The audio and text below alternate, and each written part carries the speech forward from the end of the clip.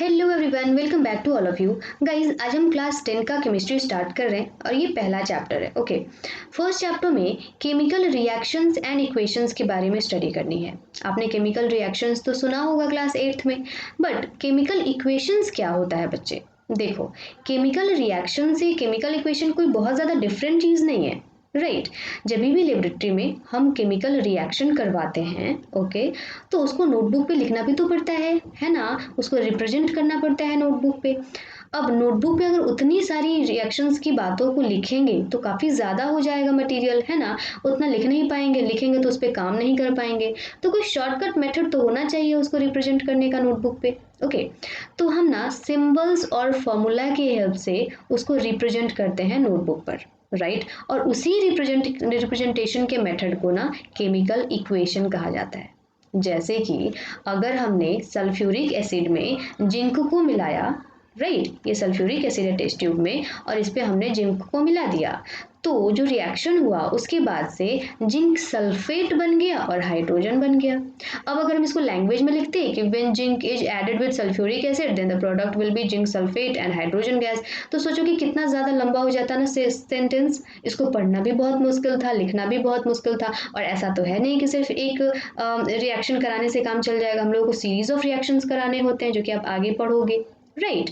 तो इसको सुविधाजनक बनाने के लिए हमने क्या सोचा कि हम सिंबल्स और फॉर्मूला को यूज करेंगे। ओके, तो यहाँ पे हम लोग मैंने तो यहाँ पे वर्ड में लिखा है जिंक प्लस सल्फ्यूरिक एसिड, यहाँ पे और एरो लगाया है zinc sulphate plus hydrogen. But ये इक्वेशन तो है लेकिन बहुत ज़्यादा बढ़िया इक्वेशन नहीं है, राइट, क्योंकि हमने यहाँ पे सिंबल्स को यूज़ नहीं किया है, फॉर्मूलाज को यूज़ नहीं किया है, जो कि हम आगे कुछ समय बाद यूज़ करेंगे, ठीक है। नाउ यहाँ पे ये जो जिस सब्सटेंसेस को मिक्स करने के बाद से रिएक्शंस कराया जाता है उनको कहा जाता है रिएक्टेंट, और ये हमेशा एरो के लेफ्ट हैंड साइड लिखे जाते हैं, राइट। रिएक्टेंट्स हमेशा एरो के लेफ्ट हैंड साइड लिखे जाते हैं। और जो बनता है, जो सब्सटेंस बनता है, प्रोडक्ट बनता है, उसको कहा जाता है प्रोडक्ट, एंड वो हमेशा राइट हैंड साइड में लिखा जाता है। यानी कि जिंक सल्फेट और हाइड्रोजन प्रोडक्ट हो जाएगा और जिंक और सल्फ्यूरिक एसिड रिएक्टेंट हो जाएगा, राइट। इतनी बात आपको समझ में आ गई? ठीक है। अब a chemical equation is the short hand method, मैंने तो जस्ट अभी कहा ही शॉर्टकट है ये केमिकल रिएक्शन को रिप्रेजेंट करने का। ओके, तो आप अगर आपसे कोई पूछता है कि केमिकल इक्वेशन क्या होता है, तो केमिकल रिएक्शन को ना शॉर्टकट आप लिखने का जो तरीका है ना उसी को कहते हैं केमिकल इक्वेशन, जिसमें कि हम लोग सिंबल्स और फॉर्मूला को यूज करते हैं, राइट। सो यहाँ पे इक्वेशंस ना दो तरह के होते हैं। पहला तो वो इक्वेशन जो कि बैलेंस्ड होता है, दूसरा वो इक्वेशन जो कि अनबैलेंस्ड होता है। अभी बैलेंस्ड और अनबैलेंस्ड क्या है मैम? तो देखो, सिर्फ वर्ड्स को सिंबल्स में कन्वर्ट कर देना, फॉर्मूलाज में कन्वर्ट कर देना, यही इक्वेशन भर नहीं होता है बच्चे। यहाँ पे आपको डाल्टन का लॉ फॉलो करना पड़ता है, राइट। डाल्टन का लॉ आपने 9th क्लास में पढ़ा था। क्या पढ़ा था? Atoms can never be created nor be destroyed during the chemical reaction. Okay, यानी कि जितने एटम्स, जिस जिस एलिमेंट के जितने जितने एटम्स रिएक्टेंट साइड पे हैं, उस एलिमेंट के उतने उतने एटम्स प्रोडक्ट साइड में भी होने चाहिए। ये बात मैं नहीं कह रही, ये डाल्टन साहब ने कहा था और प्रूव भी किया था, आपने 9th में पढ़ा है। ओके, तो यही चीज मैंने यहाँ पे लिखा हुआ है, it has equal number of atoms of different elements in reactants and products as well, यानी कि जितने एलिमेंट्स रिएक्टेंट साइड में हैं और हर एलिमेंट का जितना जितना एटम रिएक्टेंट साइड में है उतने उतने एटम्स उस एलिमेंट के प्रोडक्ट साइड में भी होने चाहिए। ओके, देख लो ये बैलेंस्ड इक्वेशन मैंने आपके लिए एग्जाम्पल के तौर पे लिखा है, तो देख लो है कि नहीं इक्वल। अभी यहाँ पे कौन कौन से इस इक्वेशन में कौन कौन से एलिमेंट्स हैं बच्चे? तो पहले तो हो गया जिंक। ओके, देखो यहाँ पे जिंक है, देखो दोनों साइड जिंक होना चाहिए, है। ओके, हाइड्रोजन है ना, हाइड्रोजन देखो दोनों साइड हाइड्रोजन है तो यहाँ हाइड्रोजन हो जाएगा। देखो सल्फर है ना, दोनों साइड सल्फर है तो देखो यहाँ पे सल्फर हो जाएगा। और दोनों साइड ऑक्सीजन है तो देखो यहाँ पे ऑक्सीजन हो जाएगा। ओके, ऑक्सीजन हमेशा डायटोमिक होता है, O2 के फॉर्म में ही पाया जाता है। बट यहाँ पे हम लोग सिर्फ O लिखेंगे क्योंकि हम यहाँ पे सिंबल को यूज कर रहे हैं, ठीक है, जितने भी एलिमेंट्स हैं हम उनके सिंबल्स को खाली यूज कर रहे हैं, इसलिए हम यहाँ पे O2 नहीं लिखेंगे, सिर्फ इसका सिंबल लिखेंगे यानी कि O लिखेंगे। हाइड्रोजन भी तो H2 के फॉर्म में पाया जाता है एनवायरनमेंट में, डायटोमिक होता है, बट हम यहाँ पे सिर्फ सिंबल लिख रहे हैं, इस वजह से हम यहाँ पे सबके सिंबल्स ही सिर्फ लिखेंगे। ओके अब गिनती गिन लेते हैं कि दोनों तरफ बराबर हैं कि नहीं है। तो ये हो जाएगा हमारा LHS left hand side and ये हो जाएगा हमारा RHS यानी कि right hand side. Okay LHS में कौन होता है, रिएक्टेंट होता है, RHS में कौन होता है, प्रोडक्ट होता है। चलो अभी इधर ये रिएक्टेंट है LHS है एंड ये प्रोडक्ट है दैट मीन्स RHS है। काउंट करते हैं हम लोग देखते हैं कि बराबर है कि नहीं है। अच्छा मेरे को बताओ जिंक कितना है, LHS में जिंक कितना है, सिर्फ एक ही है, तो एक एटम है ना जिंक का। ओके RHS में देखो तो जिंक कितना है, एक ही एटम है यानी कि एक। हाइड्रोजन कितना है बच्चे, तो देखो H2 लिखा है ना यानी कि 2 है, हाइड्रोजन कितना है 2 है। इधर हाइड्रोजन कितना है, यहाँ पे भी H2 है यानी कि 2 है। सल्फर कितना है, देखो यहाँ पे 1 है तो यहाँ पे 1, यहाँ पे सल्फर कितना है 1 ही है तो यहाँ पे भी 1। ऑक्सीजन कितना है, देखो O4 यानी कि ये 4 है, तो देखो यहाँ पे भी ऑक्सीजन के कितने एटम्स हैं, यहाँ पे ये 4 एटम्स हैं। यानी कि देखो यहाँ पे रिएक्टेंट साइड में भी जिंक 1 है, प्रोडक्ट में भी जिंक 1 है। हाइड्रोजन रिएक्टेंट में हाइड्रोजन के 2 एटम्स हैं तो यहाँ पे भी हाइड्रोजन के 2 एटम्स हैं। सल्फर के 1 है, ऑक्सीजन के 4 एटम्स हैं। इतनी बात आपको समझ में आई क्या? ओके यानी कि सब इक्वल है ना, जितने रिएक्टेंट में एटम्स हैं उतने ही प्रोडक्ट में भी एटम्स हैं, कोई ना एक्स्ट्रा आया है ना ही कोई कहीं पे गायब हुआ है। ओके यही है हमारा डाल्टन्स लॉ, यानी कि बैलेंस्ड इक्वेशन इसलिए होना चाहिए क्योंकि डाल्टन का लॉ ये फॉलो कर सके। ठीक है, और हर रिएक्शन डाल्टन का लॉ फॉलो करता है, आपने 9th में पढ़ा है। ठीक है, ये बैलेंस्ड अगर नहीं होगा इक्वेशन तो मतलब कि ये रिएक्शन ही गलत है। ठीक है, अब तो मैम अनबैलेंस्ड इक्वेशन भी होता है क्या, होता है तो जरा सा बताइए एग्जांपल दे करके। तो देखो अनबैलेंस्ड इक्वेशन हम उन इक्वेशंस को बोलेंगे जिसमें कि अनइक्वल नंबर ऑफ एटम्स होते हैं डिफरेंट एलिमेंट्स के रिएक्टेंट और प्रोडक्ट्स के साइड में। जैसे कि तुम देख लो यहाँ पे मैंने वाटर बनाया है, हाइड्रोजन और ऑक्सीजन को मिलाओगे तो वाटर बनता है, ऐसे ही होता है। ठीक है, देखते हैं, देखो ये एटम्स हो गए, एटम्स के सिंबल हो गए। ओके कौन कौन से एटम्स है, हाइड्रोजन है, ऑक्सीजन है, देखो इधर भी हाइड्रोजन है इधर भी ऑक्सीजन है ना। हमें को सिर्फ सिंबल लिखना है बच्चे, एटम का सिर्फ सिंबल लिखना है। ठीक है, नाउ रिएक्टेंट साइड में हाइड्रोजन कितना है बच्चे, देखना 2 है, प्रोडक्ट साइड में कितना है 2 है। ओके यहाँ पे ऑक्सीजन रिएक्टेंट साइड में कितना है 2 है, प्रोडक्ट साइड में ऑक्सीजन कितना है 1 है। देखो हाइड्रोजन तो ठीक है सेम है, लेकिन ऑक्सीजन तो एक गायब हो गया ना, एक ऑक्सीजन कहाँ चला गया, रिएक्टेंट में तो 2 ऑक्सीजन था है ना, 2 ऑक्सीजन था एटम। अच्छा प्रोडक्ट साइड में तो एक ही ऑक्सीजन का एटम है तो एक कहाँ गया, मतलब कि ये रिएक्शन ही गलत है। ठीक है, ये रिएक्शन ही गलत है, यानी कि आप एक मॉलिक्यूल हाइड्रोजन का ले लो और एक मॉलिक्यूल ऑक्सीजन का ले लो, ये मॉलिक्यूल बन चुका है, अब ये एटम नहीं है। मैं H2 की बात कर रही हूँ, यहाँ पे H जो है वो एटम है लेकिन H2 मॉलिक्यूल है। तो एक मॉलिक्यूल ऑफ हाइड्रोजन एक मॉलिक्यूल ऑफ ऑक्सीजन कंबाइन करेगा तो कभी भी एक मॉलिक्यूल ऑफ वाटर नहीं बनाएगा क्योंकि ये रिएक्शन बैलेंस्ड नहीं है। ठीक है, तो इसको बैलेंस करना पड़ेगा है ना, तो इसको बैलेंस कैसे करेंगे वो हम लोग अभी नेक्स्ट में स्टडी करेंगे। ठीक है, बट उससे पहले मैं आपको एक बात बता देती हूँ, यहाँ पे 1 मॉलिक्यूल ऑफ H2O लिखा हुआ है, अगर मैं इसके पहले 2 से मल्टीप्लाई कर दूँ, अगर मैं इसके पहले 2 से मल्टीप्लाई कर दूं तो अब यहाँ पे बताना जरा सा हाइड्रोजन के कितने एटम्स होंगे और ऑक्सीजन के कितने एटम्स होंगे।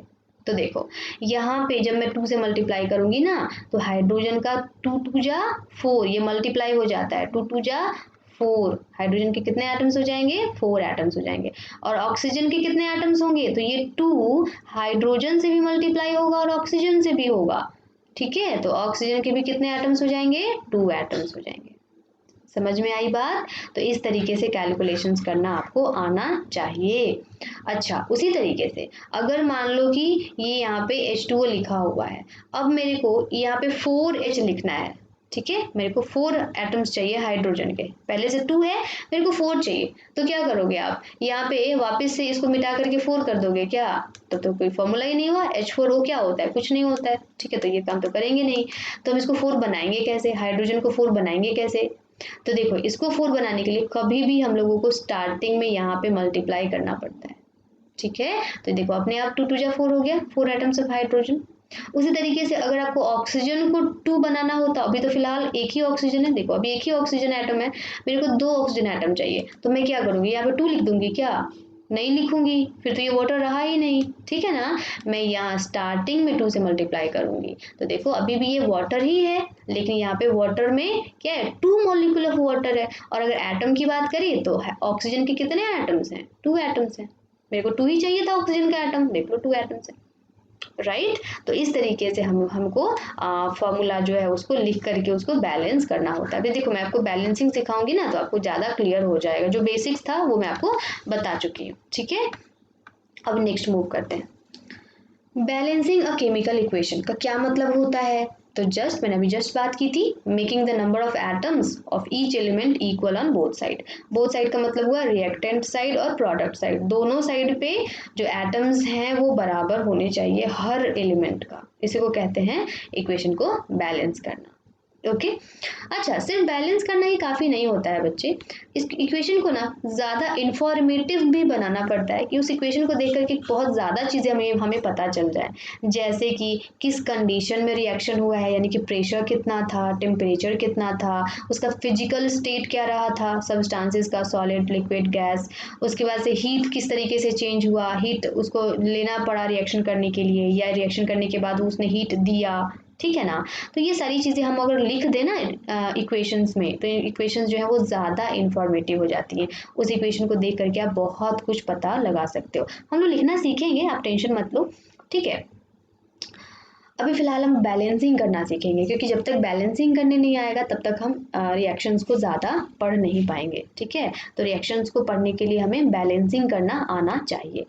अब देखो यहाँ पे ये चीज़ें आपने 9th क्लास में पढ़ी हैं, बट हो सकता है कि कुछ बच्चे मिस कर गए होंगे, तो इस वजह से मैं एक बार रिवाइज कराने के तौर पे मैंने यहाँ पे लिख दिया हुआ है। आपको पता है कि आयंस 2 तरह के होते हैं, पहला तो केटायंस जो कि प्लस चार्ज वाले होते हैं, और दूसरे एनायंस जो कि माइनस चार्ज वाले होते हैं। जितने भी मेटल्स होते हैं वो सारे केटायंस फॉर्म करते हैं, और जितने भी नॉन मेटल्स होते हैं सारे एनायंस फॉर्म करते हैं। ये चीज़ें आपने 8th क्लास में पढ़ी थी, 9th में भी पढ़ी थी। ओके जितने भी केटायंस हैं मैंने यहाँ पे ग्रुपिंग कर रखा है, जो कि मेटल्स ही होंगे, और जितने भी एनायंस हैं जो कि नॉन मेटल्स ही होंगे, मैंने यहाँ पे ग्रुपिंग कर रखा है। ओके अब सबके चार्जेस भी होंगे। चार्जेस कैसे आते हैं, तो जितनी वैलेंसी होती है उतने ही चार्ज आते हैं, ठीक है। तो यहाँ पे मैंने चार्ज के फॉर्म में लिखा है, वैलेंसी के फॉर्म में नहीं लिखा है। तो आई थिंक आपको 9th क्लास में याद हो चुका होगा, क्योंकि आपने कंपाउंड बनाना 9th क्लास में ही सीखा था, राइट। जैसे कि NaCl का फॉर्मूला क्या होता है, सॉरी सोडियम क्लोराइड का फॉर्मूला क्या होता है, NaCl होता है। हाइड्रोक्लोरिक एसिड का फॉर्मूला क्या होता है, तो HCl होता है, ठीक है ना। उसी तरीके से सल्फ्यूरिक एसिड का क्या होता है, H2SO4 होता है, आपने सीखा था ना। इसको हाइड्रोजन सल्फेट भी पढ़ते हैं, इसको हाइड्रोजन क्लोराइड भी पढ़ते हैं, राइट। तो ये सारी चीज़ें हम लिखते कैसे हैं, हमको कैसे पता चलता है कि मैम यहाँ पे 2 ही होगा, राइट। तो ये सारी यहाँ पे कुछ भी नहीं होगा, तो ये सारी चीज़ें आपने 9th क्लास में पढ़ी ही हैं। तो इसको लेकर के मैं 9th क्लास में एक वीडियो बना दूंगी, जो कि मैंने अभी बनाया नहीं है। मैं सोच रही हूँ पहले 10th का सिलेबस कवर कर दूँ, फिर 9th पे आऊँगी, तो मैं वहाँ पे बनाऊँगी, तो आप देख सकते हो। बट फिलहाल तो मैं नहीं बनाऊँगी, तो इस वजह से मैंने यहाँ पे थोड़ा सा हिंट के तौर पर आपको लिख दिया है। अगर आप भूल गए होंगे तो एक बार इसको रिवाइज कर लेना। जैसे देखो यहाँ पे hydrogen, sodium, potassium, ammonium, barium, calcium, magnesium, zinc, lead. यहाँ पे अमोनियम तक चार्ज कितना होता है, 1 होता है।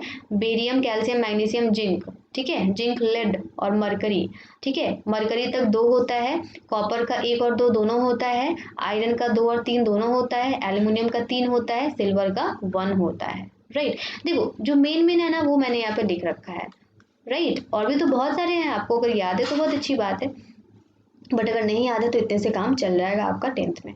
उसी तरीके से एनायंस में chloride, bromide, iodide, hydroxide, nitrate और बाइकार्बोनेट, इन सब का 1 होता है। अच्छा कार्बोनेट का 2 होता है, सल्फेट का 2 होता है, ऑक्साइड, सल्फाइड, इतना ये सब का 2 होता है। नाइट्राइड और फॉस्फेट का 3 होता है, राइट। तो एक बार आप याद कर लेना, ठीक है। अच्छा मैं एक यहाँ पे एग्जाम्पल आपको बता देती हूँ। जैसे कि आपको लेट सपोज आपको लिखना है पोटेशियम कार्बोनेट, ठीक है, आपको लिखना है पोटेशियम कार्बोनेट। आप कैसे लिखोगे, पोटेशियम का सिंबल K होता है, कार्बोनेट के लिए CO3, देखिए यहाँ पे मैंने लिख दिया है कार्बोनेट के लिए CO3। अच्छा, पोटेशियम पे कितना, पोटेशियम की वैलेंसी कितनी होती है, तो उतनी होती है जितनी की चार्ज है, यहाँ पे मैंने चार्ज के फॉर्म में लिखा है। तो देखो पोटेशियम का कितना चार्ज है, 1 है, यानी कि वैलेंसी 1 होगी। कार्बोनेट पे कितना है, 2 है, तो यानी कि वैलेंसी 2 होगी। क्रॉस मल्टीप्लाई कर देते हैं, है ना, तो यहाँ हो जाता है K2CO3। 1 तो लिखते नहीं है, तो इसका फॉर्मूला हो जाएगा K2CO3।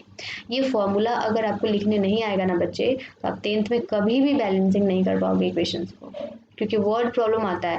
तो वर्ड के रूप में अगर रिएक्शंस लिखे हैं तो पहले तो आपको उसके फॉर्मूला के फॉर्म में आपको लिखना पड़ेगा, सिंबॉलिक फॉर्म में लिखना पड़ेगा, तभी तो बैलेंस करोगे ना, ठीक है।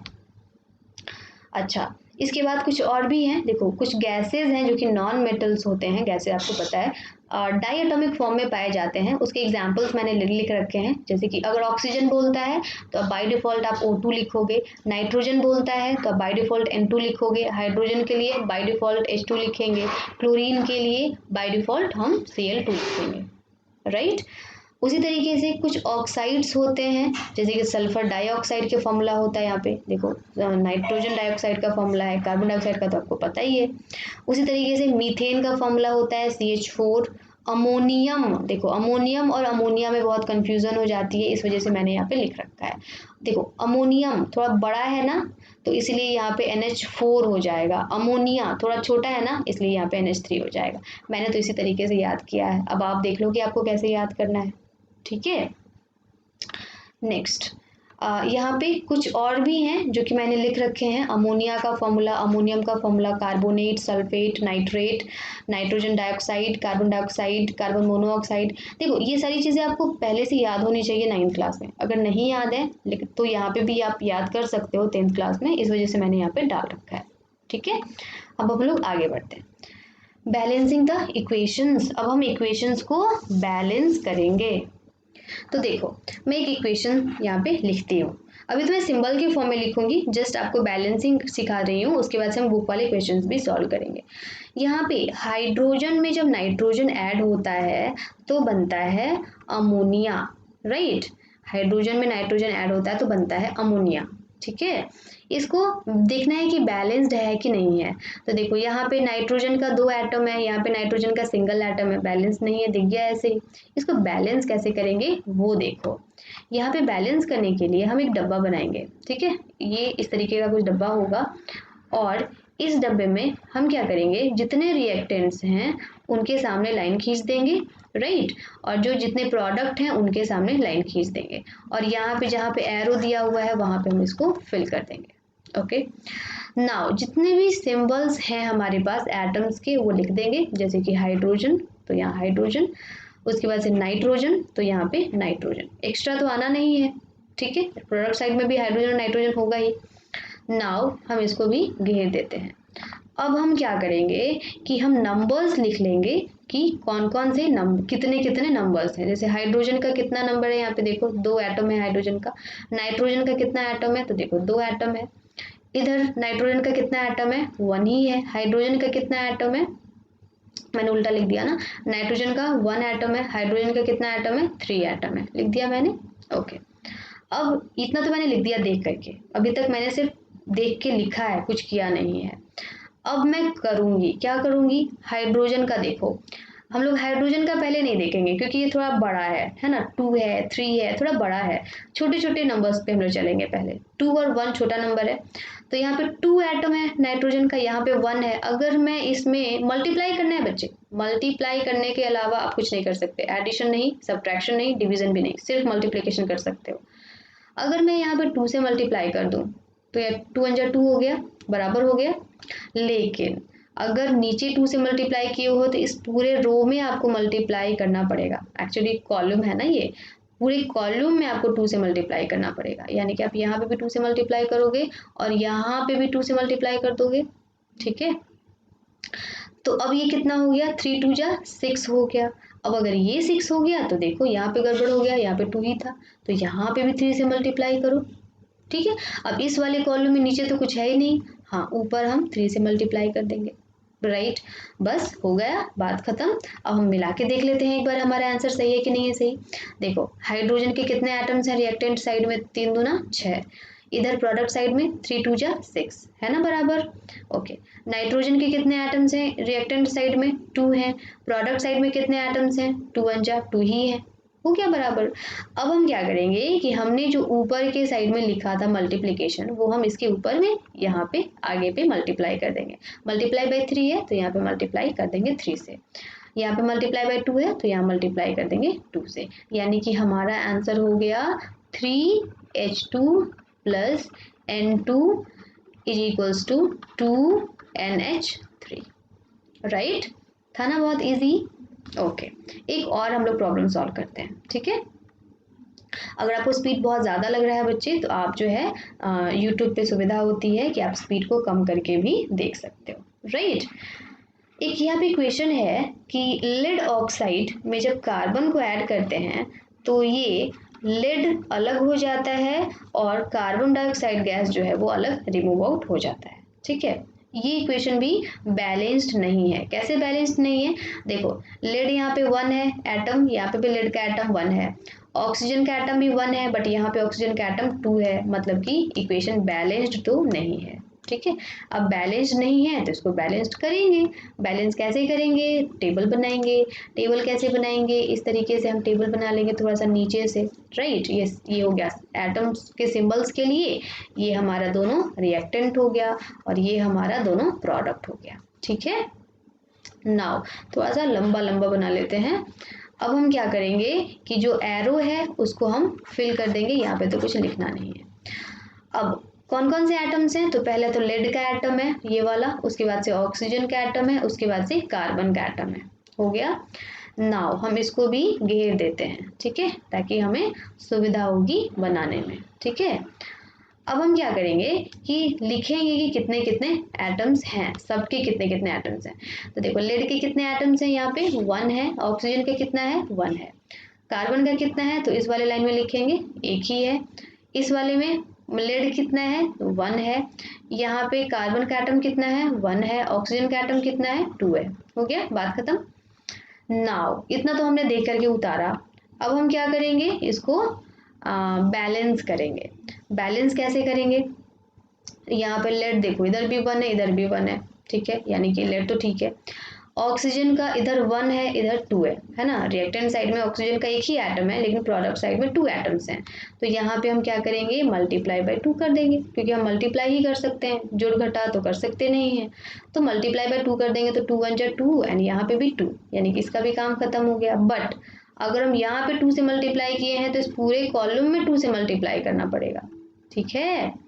अब दिक्कत आ गई कि मैम ठीक है आपने मल्टीप्लाई कर तो दिया बट यहाँ पे देखिए अब लेड गड़बड़ हो गया, 2 1 जा 2 हो गया है ना, तो जब ये लेड 2 हो गया भाई रिएक्टेंट साइड में तो प्रोडक्ट साइड में भी करना पड़ेगा 2, कर दिया 2 हमने। अब जब यहाँ पे 2 से मल्टीप्लाई किया तो यहाँ पे भी करना पड़ेगा, नीचे तो कुछ है ही नहीं, ठीक है। अच्छा कार्बन यहाँ पे मैंने C लिख दिया था, 1 लिखना था ना यहाँ, देखो तो कार्बन तो दोनों तरफ 1 1 ही है, यानी कि सही है, कार्बन का तो पहले से बैलेंस्ड है। अब हम क्या करेंगे यहाँ पे 2 से मल्टीप्लाई किए थे ना तो यहाँ पे 2 से मल्टीप्लाई कर देंगे, यहाँ पे भी 2 से मल्टीप्लाई किए थे तो यहाँ पे भी 2 से मल्टीप्लाई कर देंगे, यानी कि अब हमारा ये जो इक्वेशन है वो बैलेंस्ड हो गया है, ठीक है। यहाँ पे कार्बन था जो कि गायब हो गया। समझ में आई बात, बताओ बहुत ज़्यादा टफ था क्या, बहुत इजी है बच्चे।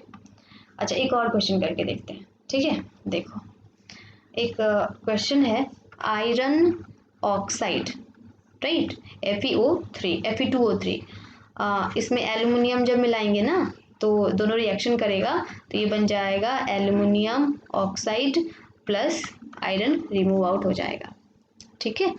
ये भी अनबैलेंस्ड इक्वेशन है क्योंकि देखो एल्युमिनियम एक ही एटम है रिएक्टेंट साइड में, प्रोडक्ट साइड में 2 है, तो यहाँ पे भी हम क्या करेंगे पहले तो टेबल बना लेंगे। तो ये हो गया सिंबल्स के लिए, ये हो गया दोनों रिएक्टेंट्स के लिए और ये हो गया दोनों प्रोडक्ट के लिए, ओके। अब हम सिंबल्स लिख लेते हैं, पहले तो आयरन लिखेंगे फिर ऑक्सीजन लिखेंगे फिर एल्युमिनियम लिखेंगे, 3 ही है, ठीक है, तो हमने 3 लिख लिया। हाँ डब्बा हम कंप्लीट कर लेते हैं, ये हमारा ये पहला हो गया डब्बा एंड ये हमारा हो गया दूसरा डब्बा, ठीक है, एंड ये हमारा टेबल जो है मैंने लंबा कर दिया।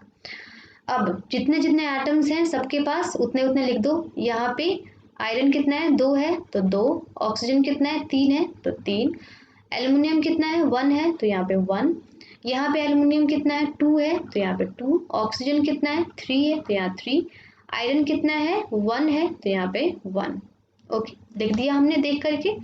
अब हम क्या करेंगे, इसको बैलेंस करेंगे।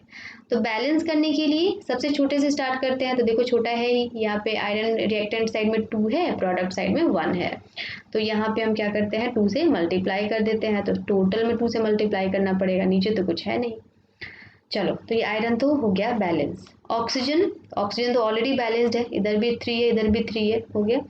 अच्छा, एल्युमिनियम में देखो ये 1 है ये 2 है, तो यहाँ पे मल्टीप्लाई करेंगे हम 2 से, तो देखो ये भी 2 हो गया, इधर भी 2 तो है ही, अब ऊपर भी मेरे को 2 से मल्टीप्लाई करना पड़ेगा, यहाँ पे तो बीच में कुछ है नहीं, तो बस खत्म हो गया, यहाँ पे 2 हो गया, यहाँ पे भी 2 हो गया। कितना इजी था बताओ, है ना, बहुत ज़्यादा इजी। ओके, अच्छा एक बात है बच्चे कि हर बार आपको टेबल बनाना जरूरी नहीं है। अगर आपको ऐसा लगता है कि बिना टेबल बनाए भी आप बैलेंस कर सकते हो तो कोई दिक्कत नहीं है, आप बिना टेबल बनाए भी बैलेंस कर सकते हो, बट स्टार्टिंग में टेबल बनाया करो, उसके बाद से जब आपको प्रैक्टिस हो जाए ना तो फिर आप बिना टेबल बनाए भी बैलेंस कर सकते हो, ठीक है। अच्छा, एक और क्वेश्चन सॉल्व करते हैं, यहाँ पे 4 नंबर क्वेश्चन सॉल्व करते हैं। देखो 4 नंबर क्वेश्चन में यहाँ पे हाइड्रोजन सल्फाइड में ऐड करेंगे जब ऑक्सीजन, तो ये बन जाएगा वाटर प्लस सल्फर डाइऑक्साइड। यहाँ पे देखो बैलेंस्ड है कि नहीं है, देखो यहाँ पे हाइड्रोजन 2 एटम है, यहाँ पे भी 2 है, ऑक्सीजन 2 एटम है, यहाँ पे भी 2 एटम है, नहीं ऑक्सीजन देखो यहाँ पे 3 एटम्स हैं, 2 यहाँ पे 1 यहाँ पे, बैलेंस तो नहीं है, कोई बात नहीं, इसको बैलेंस नहीं है तो हमको इसको बैलेंस करना है, राइट। तो हम यहाँ पे पहले तो टेबल बना लेते हैं। ओके, ये हाइड्रोजन के लिए हो गया, ये सल्फर के लिए हो गया, ये ऑक्सीजन के लिए हो गया, तीन ही एटम्स है ना टोटल। ओके, अब हमने ये टेबल को कंप्लीट कर लिया। मेरा टेबल जो है ना बाबू बढ़िया नहीं बन रहा है, ठीक है, लेकिन आप बढ़िया से बना लेना एग्जाम्स में। नाउ एग्जाम में बना सकते हो, कोई दिक्कत नहीं है। हाइड्रोजन के कितना एटम है यहाँ पे 2 है, सल्फर का कितना है 1 है, ऑक्सीजन का कितना है 2 है, यहाँ पे हाइड्रोजन का कितना है 2 है, ऑक्सीजन कितना है 1 है, सल्फर कितना है 1 है, ऑक्सीजन कितना है 2 है, हो गया। अच्छा, अब क्या करेंगे हम इसको बैलेंस करेंगे। तो बैलेंस करेंगे तो देखो यहाँ पे तो ऑलरेडी बैलेंस्ड है ना, हाइड्रोजन दोनों तरफ 2 है, सल्फर भी बैलेंस्ड है, ऑक्सीजन अनबैलेंस्ड है, इधर 2 और एक 3 है, यहाँ पे 2 है, क्या करें। तो देखो यहाँ पे अगर हम 2 से मल्टीप्लाई कर दें तो 4 हो जाएगा, बट यहाँ पे मल्टीप्लाई करेंगे तो यहाँ पे भी करना पड़ेगा, टोटल में करना पड़ेगा, राइट। बहुत ज़्यादा गड़बड़ हो गई। अब अगर यहाँ पे 4 हो गया तो यहाँ पे भी 2 से मल्टीप्लाई कर दो तो ये भी 4 हो जाएगा, तो यहाँ पे भी 2 से मल्टीप्लाई करना पड़ेगा, ठीक है। अब ये ऑक्सीजन तो बैलेंस्ड हो गया, बट हाइड्रोजन में गड़बड़ हो गई। हाइड्रोजन में देखो इधर 4 हो गया तो यहाँ पे भी मल्टीप्लाई करना पड़ेगा 2 से, तो यहाँ पे भी मल्टीप्लाई करना पड़ेगा 2 से, राइट। अब देखो बैलेंस हुआ कि नहीं हुआ। अब सल्फर गड़बड़ हो गया, सल्फर में 2 हो गया, तो भाई अब हम क्या करेंगे, हम यहाँ पे भी 2 से मल्टीप्लाई कर देंगे। ओके, तो यह 2 1 जा 2 हो गया, यहाँ पे भी 2 1 जा 2 हो गया, राइट। तो अब हम क्या करेंगे, यहाँ पे भी 2 से मल्टीप्लाई कर देंगे, ठीक है। तो यहाँ पे 2 से मल्टीप्लाई करेंगे तो ये 2 2 जा 4 हो गया, है ना, 2 2 जा 4 हो गया, और 4 और 2 कितना होता है 6 होता है। यहाँ पे ये 2 और ये 2 2 जा 4, 4 और 2 कितना होगा 6 होगा, तो यहाँ पे भी तो 6 चाहिए ना, राइट, बट यहाँ पे तो 4 ही है। तो अब क्या करें, तो अब हम एक उपाय करेंगे। अब हम क्या करेंगे ना कि मैम आप काम करिए ना, एक आप क्या करिए, यहाँ पे आप 3 से मल्टीप्लाई कर दीजिए, तो 3 तो दूना 6 हो जाएगा, तो हो गया बात खत्म। अब जब यहाँ पे 3 से मल्टीप्लाई किए हैं तो यहाँ पे भी हमको 3 से मल्टीप्लाई करना पड़ेगा, यानी कि यहाँ पे 3 हो जाएगा, यहाँ पे 2 हो जाएगा, यहाँ पे 2 हो जाएगा, यहाँ पे भी 2 हो जाएगा, ठीक है। तो आई थिंक आपको समझ में आ गया होगा ये क्वेश्चन। अब एक और क्वेश्चन सॉल्व करते हैं, ठीक है, इसको मैं इरेज कर देती हूँ। अब एक और क्वेश्चन है, 5 नंबर क्वेश्चन है, यहाँ पे है BaCl2 में रिएक्शन हो रहा है Al2SO4 से, यानी कि एल्युमिनियम सल्फेट से, तो मिल रहा है AlCl3 एंड इसके साथ साथ मिल रहा है बेरियम सल्फेट, राइट, BaSO4। चलो इसको मैं साथ में लिख देती हूँ, है ना, थोड़ा सा दूर हो गया था। BaSO4 ये भी अनबैलेंस्ड है तो इसको बैलेंस करेंगे, राइट। चलिए मैंने टेबल बना रखा है। अब हम क्या करेंगे, सिंबल्स लिख लेंगे सबसे पहले। तो यहाँ पे बेरियम हो जाएगा, यहाँ पे क्लोरीन, यहाँ पे एल्युमिनियम एंड यहाँ पे सल्फर। अच्छा ऑक्सीजन भी था ना, मैंने ऑक्सीजन के लिए स्पेस नहीं छोड़ा, तो मैं ऑक्सीजन के लिए भी स्पेस छोड़ देती हूँ, राइट। अब यहाँ पे मैंने आपको पहले ही स्टार्टिंग में बोला था कि मेरे को सिर्फ सिंबल लिखना है, तो यहाँ पे O2 नहीं लिखूंगी, मैं सिर्फ O लिखूंगी। समझ में आई बात? ओके। अब हम क्या करेंगे, यहाँ पे जो दिया हुआ है एटम्स का नंबर वो लिख देंगे। तो यहाँ पे 1 है, यहाँ पे क्लोरीन 2 एटम है, यहाँ पे एल्युमिनियम का 2 एटम है। सल्फर का कितना एटम है बच्चे? देखो यहाँ पे होल 3 है ना, तो सल्फर का 3 एटम है, यहाँ हो जाएगा 3। ऑक्सीजन का कितना एटम है? 4 3 जा 12, राइट। एल्युमिनियम का कितना एटम है? यहाँ पे 1 एटम है। क्लोरीन का कितना एटम है? 3 एटम है। बेरियम का कितना एटम है? 1 है। सल्फर का कितना है? 1 है। ऑक्सीजन का कितना है? 4 है, राइट। ओके, अब हम क्या करेंगे, अब इसको हम बैलेंस करेंगे। तो यहाँ पे बेरियम तो ऑलरेडी बैलेंस्ड है, क्लोरीन बैलेंस नहीं है, तो क्लोरीन को हम यहाँ पे अगर इसमें हम 3 से मल्टीप्लाई कर दें, राइट, तो यहाँ पे भी 3 से मल्टीप्लाई करना पड़ेगा। तो ये हो जाएगा 3 2 जा 6, और यहाँ पे हम 2 से अगर मल्टीप्लाई कर दे तो यहाँ पे भी 2 से मल्टीप्लाई करना पड़ेगा, तो इधर भी हो जाएगा 3 2 जा 6। क्लोरीन तो हो गया बैलेंस्ड, बट बेरियम गड़बड़ हो गया। तो बेरियम जब गड़बड़ हो गया, इधर 3 हो गया, तो यहाँ पे भी हम 3 से मल्टीप्लाई कर देंगे, तो यहाँ पे भी 3 से मल्टीप्लाई करना पड़ेगा, यहाँ पे भी 3 से मल्टीप्लाई करना, इस पूरे में 3 से मल्टीप्लाई करना पड़ेगा, ठीक है। तो अब बेरियम भी हो गया बैलेंस, चलो 2 तो हो गया। अब एल्युमिनियम का देखते हैं, एल्युमिनियम भी ऑलरेडी बैलेंस्ड हो गया, 2 1 जा 2 एंड यहाँ पे भी 2, ठीक है। अच्छा सल्फर यहाँ पे 3 है, यहाँ पे देखो सल्फर तो ऑटोमेटिकली पहले से बैलेंस हो गया। अच्छा ऑक्सीजन भी देखो ना, हो गया 4 3 12 12, हो गया ना, कितना आसान था। अब यहाँ पे तुम लगा दो, यहाँ पे 3 हो गया, यहाँ पे 2 हो गया, यहाँ पे ये वाला 3 हो गया बैलेंस। बताओ, है इजी, बहुत इजी है बच्चे। इसको सॉल्व करोगे ना इस तरीके से तो बहुत इजी पड़ेगा, कभी भी गड़बड़ होने के चांसेस तो बिल्कुल भी इसमें नहीं है। अच्छा एक और क्वेश्चन सॉल्व करते हैं, ठीक है। 6 नंबर क्वेश्चन, इसमें कह रहा है कि अगर पोटेशियम को आप पानी में डालोगे, H2O में मिक्स करोगे, तो ये बन जाएगा पोटेशियम हाइड्रोक्साइड एंड ये हाइड्रोजन गैस रिलीज आउट हो जाएगा। तो इसके लिए भी हम एक टेबल बनाएंगे, राइट। तो ये हो गया हमारा, फटाफट से टेबल हमने बना लिया। ये हो गया पोटेशियम के लिए, ये हो गया हाइड्रोजन के लिए एंड ये हो गया ऑक्सीजन के लिए, ठीक है। 3 ही एटम्स है टोटल। ओके, पोटेशियम का कितना है यहाँ पे एटम? 1 है। हाइड्रोजन का कितना है? 2 है। ऑक्सीजन का कितना है? 1 है। पोटेशियम का कितना है? 1 है। ऑक्सीजन का कितना है? 1 है। हाइड्रोजन कितना है? 1 है। यहाँ पे हाइड्रोजन कितना है? 2 है। लिख दिया हमने, कॉपी कर लिया ऊपर से। अच्छा अब क्या करेंगे, बैलेंस करेंगे। पोटेशियम तो ऑलरेडी बैलेंस्ड है, देखो रिएक्टेंट साइड में भी 1, प्रोडक्ट साइड में भी 1। हाइड्रोजन यहाँ पे 2 है, यहाँ पे 2 और 1 3 है ना। तो 2 और 1 3 है, तो हम क्या करें, इसको हम 2 से अगर मल्टीप्लाई कर देंगे तो इधर भी 2 से मल्टीप्लाई कर देते हैं, है ना। तो 2 2 जा 4 हो जाएगा, इधर भी 2 2 जा 4 है, मतलब 2 1 जा 2 और ये 2 4 है। बट यहाँ पे हमको 2 से मल्टीप्लाई करना पड़ेगा, फिर यहाँ पे भी मेरे को 2 से मल्टीप्लाई करना पड़ेगा, राइट। तो पोटेशियम तो बैलेंस हो गया, नहीं हुआ। अभी देखो यहाँ पे पोटेशियम पे 2 से मल्टीप्लाई करेंगे तो बैलेंस होगा, है ना। पोटेशियम बैलेंस हो गया। अच्छा हाइड्रोजन भी बैलेंस हो गया, 2 2 जा 4 एंड ये 4। अच्छा ऑक्सीजन में, हाँ यहाँ पे तो नीचे भी तो करना था ना 2 से, ठीक है। ये पूरे लाइन में होगा ना 2 से मल्टीप्लाई, पूरे कॉलम में, तो ऑक्सीजन तो अपने आप ही बैलेंस हो गया, राइट। तो बताओ कितना इजी था ना। इस तरीके से आप बैलेंस कर सकते हो इक्वेशंस को। तो आज तो हमने जस्ट सीखा है बैलेंस करना। इसके बाद जब मैं वीडियो बनाऊंगी तो आपके इंटेक्स क्वेश्चन में और एक्सरसाइज में बहुत सारे प्रॉब्लम्स दिए हुए हैं बैलेंसिंग के, तो आप एक बार घर पे ट्राई करना। अगर नहीं बनता है तो मैं नेक्स्ट वाले वीडियो में उन सारे प्रॉब्लम्स का डिस्कशन तो करूंगी, उसके बाद मैं टाइप्स ऑफ रिएक्शन पे मूव करूंगी। Okay, bye bye, thank you.